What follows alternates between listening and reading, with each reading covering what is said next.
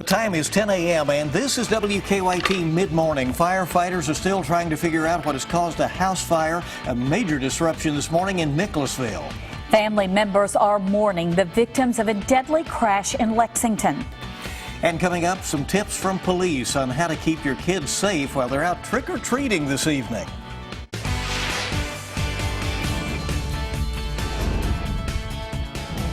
This is WKYT Midmorning. Good morning and welcome in and happy Halloween. I'm Bill Bryant. And I'm Barbara Bailey. It is Halloween and boy, the weather pretty incredible for that. This is not the way it always is. Right. We've had snow. Keep that in mind. But and we've had some wild ones. But this one looks really, really tranquil and quite warm. Let's check in with Micah for the details. Yeah, we got those clouds overhead right now. So wait till those clouds start to separate just a bit. Won't get full-blown sunshine, but we'll get sun peeking on through. And that'll help warm us up just a bit. It's 61 right now in London. We're in the mid-50s, upper 50s across central and northern Kentucky. So as we get into your afternoon, we'll be right around 71 degrees. Actually a pretty nice day in store. And then we head off toward the evening. The evening is the big time. Those hours anywhere from 5:30 to about 8 p.m. You're looking at temperatures in the mid to upper 60s. So some really good weather for that. And that's the focus of the forecast. I mean, it's a really nice trick-or-treating forecast. Tomorrow, possibly a record-breaking temperature, and then we'll bring some rain in later on this work week. I'll jot down all those details in just about 10 minutes. And we'll see you then, and let's get right to the news now. Well, we're tracking developing news this mid-morning. Police say a pedestrian was hit by a car in Lexington. This happened about 8 o'clock this morning near the intersection of Clays Mill Road and Blue Ash Drive. WKYT's Andrea Walker is live at the scene now with more details that she's gathered. Good morning, Andrea. Good morning. We are live at the corner of Blue Ash and Clays Mill Road, where just a little bit ago, around 8 o'clock this morning, a 15-year-old was hit by a car while crossing the street. Now, when we arrived, there was a large police presence here. At one point, I think we counted about 8 police cars. They just left the scene a few moments ago as the road here was reopened. Now, it was an upsetting sight when we arrived. There were 2 shoes in the middle of the street, and the windshield of the car in question was completely smashed. The driver, a young woman, was still on the scene when we got here, and she was visibly shaken and upset. We spoke with a neighbor who came out to comfort the driver. She tells us it's the worst thing she has ever seen. One witness tells us she heard the victim, a young man, screaming as he was being loaded onto the ambulance. Being close proximity to Lexington Catholic High School, Lafayette High School, a lot of the students are of age, and I suppose probably from the neighborhood here we probably have several kids that walk to school on a daily basis to and from. People in the area, and all of them consistently told us that accidents on this road are pretty common. As you can see, people speed down this hill very often. We will, of course, continue to update you on this story as more information becomes available, so stay with us on air, online, and on the WKYT app. Reporting live in Lexington, Andrea Walker, WKYT. Andrea, thank you. And crews are still on the scene of a large fire in Jessamine County this mid-morning. That fire started just before 6 this morning on Woodview Drive. That's in Nicholasville, not far from the bypass and Keene Road. Firefighters still have not released much information, but we understand several people were inside at the time. There's no indication of any injuries. Keep checking WKYT.com for updates. WKYT's Lauren Miner will also have an update on the investigation coming up at WKYT at noon. We've learned some more now about the victims in a deadly Lexington crash. Police say Louisville Police Detective Jason Schweitzer and longtime UK employee Timothy Moore were killed after being hit by a drunk driver on the UK campus Saturday morning. Detective Schweitzer is a 15-year veteran with the department. Moore had worked for UK for the last 14 years. Moore's son says his father died doing what he did best, helping others. There's consequences to every decision that you make, and she made a choice, and that choice comes with consequences. You have choices, and you should choose not to drink and drive. Police say 26-year-old Suzanne Whitlow was the driver of the car, and she is charged with manslaughter and DUI. Funeral arrangements have been announced for the Louisville police detective killed in Saturday's crash. Detective Schweitzer was vice president of the River City FOP Lodge 614. We've learned his wife is expecting the couple's second child. His visitation with an FOP service will be tomorrow at the Ratterman Funeral Home in Louisville. His funeral will be Wednesday at St. Michael's Catholic Church. A volunteer firefighter was in the right place at the right time overnight and managed to save a woman's home from catching on fire. Investigators were called to Raintree Court in Irvine around 3:30 this morning for the house fire. A volunteer firefighter who lives nearby heard the call go out and ran to help. He says he was able to use a garden hose to keep the fire from spreading. We're learning more about a Madison County woman accused in a lengthy standoff yesterday. Sherry Rogers is facing a number of charges this mid-morning, including wanton endangerment and terroristic threatening. Rogers was arrested last night, more than 8 hours after that standoff started on Valley Street in Richmond. That's in the Big Hill Avenue area. At one point, police sent a robot into the home to monitor Rogers. They say that's when she started firing shots, hitting and damaging the robot. Police eventually used tear gas, and they were able to get Rogers to surrender peacefully. We're continuing to track the latest on a deadly shooting in Powell County. The Powell County coroner says David Rogers died after being shot in his car along Mountain Springs Road. The coroner says the bullet went through Rogers' windshield. Investigators say Rogers was the only one in the car. Well, the FBI has obtained a warrant to begin looking through thousands of newly discovered emails, some of which could be related to the investigation into Hillary Clinton's use of a private email server. Those emails were found on the laptop of a top Clinton aide, Uma Abedin, allegedly shared with her estranged husband, former New York Congressman Anthony Weiner. The late October surprise is shaking up the tight presidential race between Clinton and Donald Trump. Just 8 days now until Election Day. Hannah Daniels has the latest on the race for the White House. As Hillary Clinton tried to move past the latest chapter into her email scandal, I'm not stopping now. We're just getting warmed up, right? Donald Trump thanked the disgraced former New York congressman at the center of the investigation. We never thought we were going to say thank you to Anthony Weiner.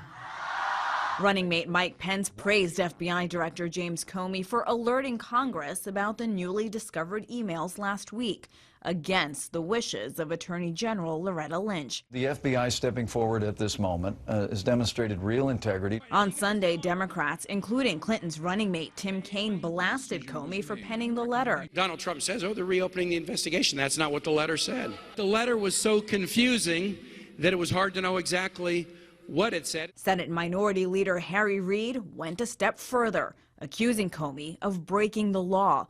In a letter to the FBI director, Reid wrote, I am writing to inform you that my office has determined that these actions may violate the Hatch Act, which bars FBI officials from using their official authority to influence an election. Despite the FBI announcement, many Democratic voters say their minds are already made up.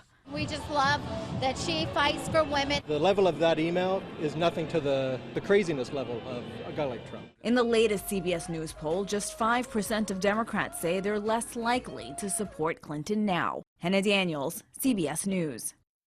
And over the summer, Comey announced the FBI would not seek criminal charges against Clinton over her use of a private server while she was Secretary of State. Officials on both sides of the aisle are calling on him now to release more information about the emails found on Weiner's laptop as soon as possible.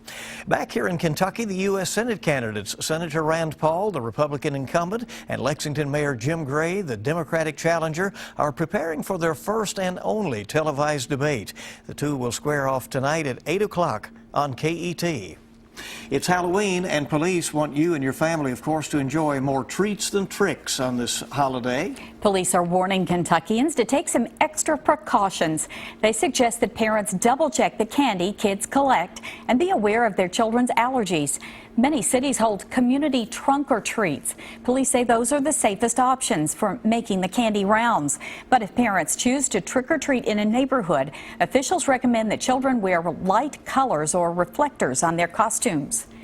For a full list of Halloween festivities going on in the region, head over to WKYT.com. A list is posted to our website. Now tonight, little ghouls and goblins can trick-or-treat at Fayette Mall. Retailers throughout the mall will offer treats between 6 and 8 o'clock tonight. All children ages 12 and under must be in costume and have an adult with them. Adults are asked not to wear masks. There will also be a Malloween photo booth near the Guest Services Center. There you go. Another way to do it. Yeah, different options for you there. That's right. We'll keep it right here this mid-morning. Still ahead, one little boy from Florida got a surprise sweeter than any piece of Halloween candy. We'll have that story coming up right after Micah's forecast.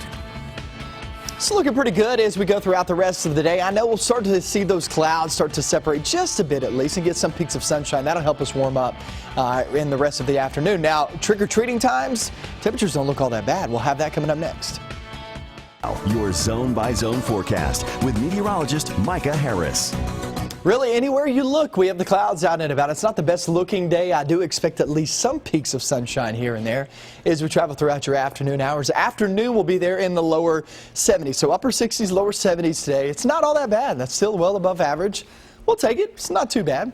Little mummy dancing right there. He's pretty excited about the weather. I think everybody is. I mean, we don't have to worry about cold weather. We don't have to worry about rain. We don't have to worry about snow or even severe weather like we had 3 years ago. So this is really good weather, something that one less thing to worry about today. 4 p.m. we'll be there in the lower 70s with that mixture of sun and clouds. 6 p.m. Remember, there are a lot of locations actually not starting at 6 p.m. Here in Lexington, we go from 6 to 8 p.m. But a lot of locations outside of Fayette County starting at 5 or 5:30. If you need that list, jump on WKYT.com and you can check that out. But 68 there to start off, finishing off in the mid-60s. Really nice weather, so treats for everybody today. Tomorrow, record-breaking temperatures are a possibility. It's going to be pretty much like what we felt there on Saturday. Saturday, we actually broke a record, 82 degrees, and we may hit that on your day on Tuesday. Now, Tuesday's afternoon high record temperature is going to be 83. Could we actually reach it? It's possible. I mean, we have those gusty winds out of the south. That always messes with the forecast around here when you get those gusty winds out of the south. So we will see. Either way, it's going to be warm.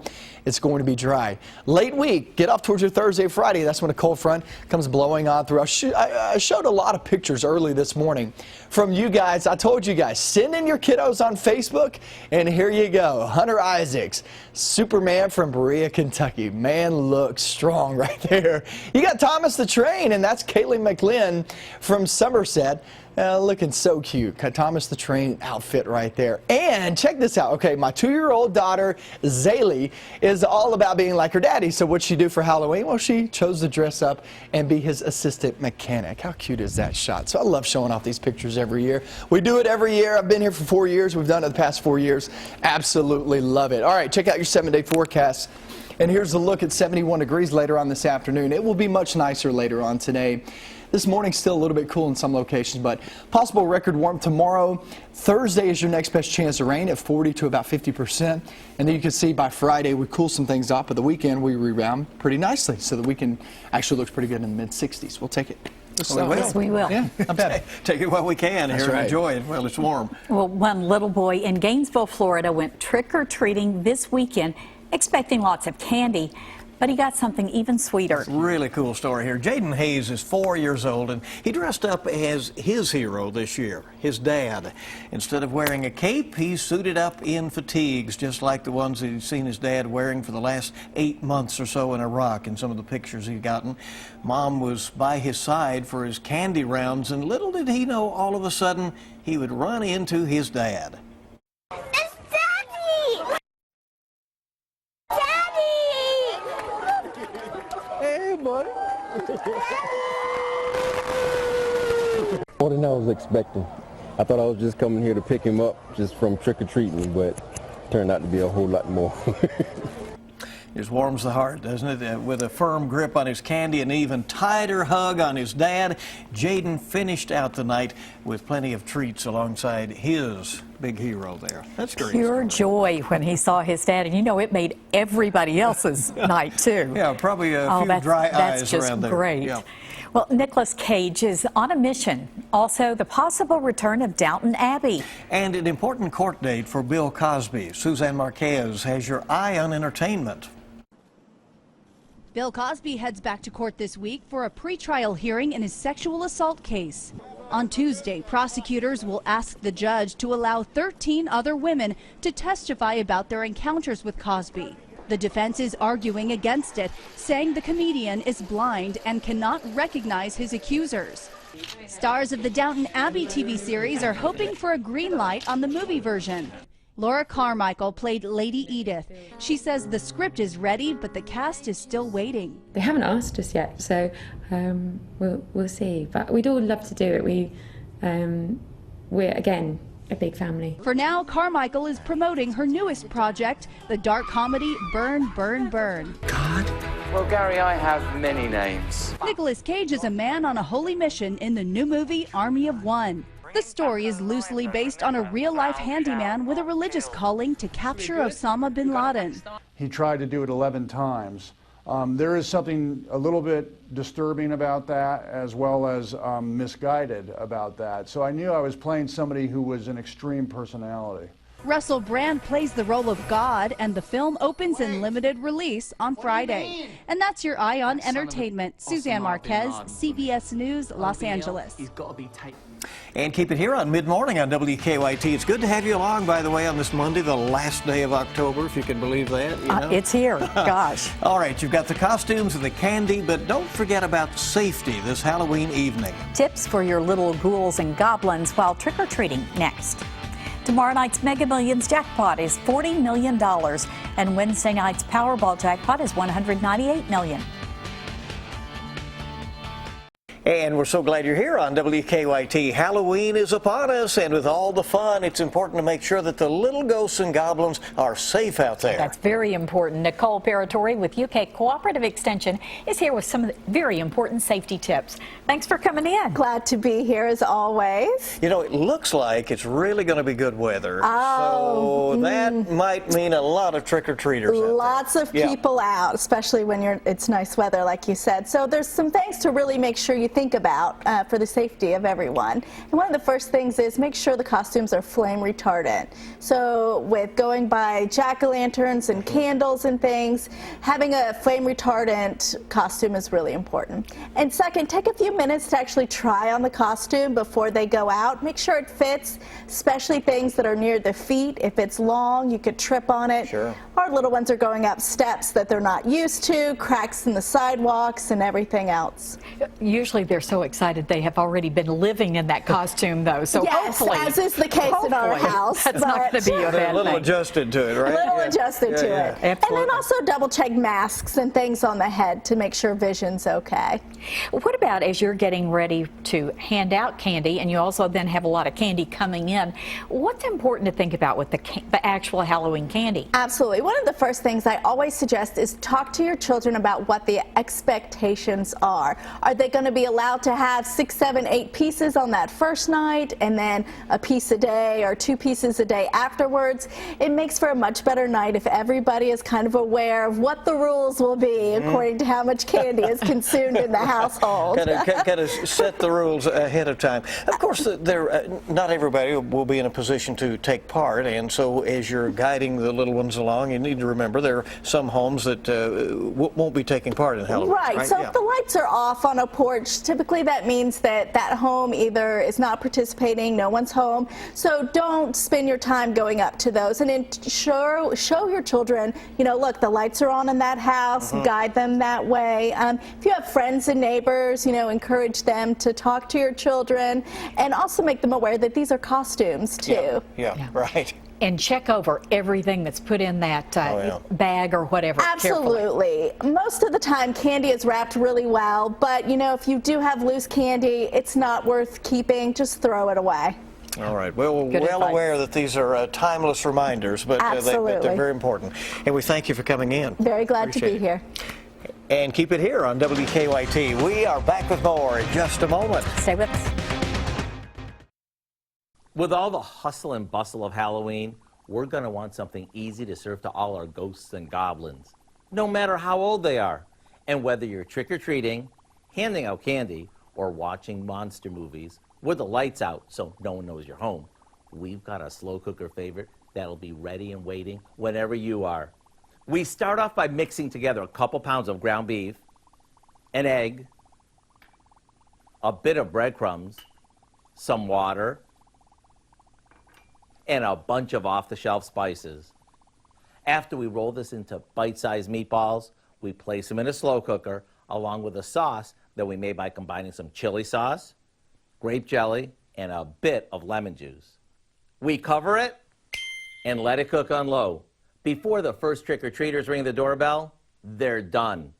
When you open the slow cooker, don't be surprised if all the ghouls and goblins in the neighborhood come by to check it out. So here's what I suggest. Go online right now and get the simple recipe for our ghoulish glazed meatballs. And yes, you still have plenty of time to make this today or any day, since it's done in less than 3 hours in a slow cooker. I'm Howard with Kelly in the Mr. Food Test Kitchen, where today we found a deliciously ghoulish way for you to say, ooh, it's so good. Wow. Ooh, can you do that? Power of the green I bet you screen could right do there. that. Yeah, maybe. We'll see. Maybe, okay. Well, yeah, here's what we're looking at the rest of the day. It doesn't look great outside. We have the cloudy skies. We'll get some breaks here and there.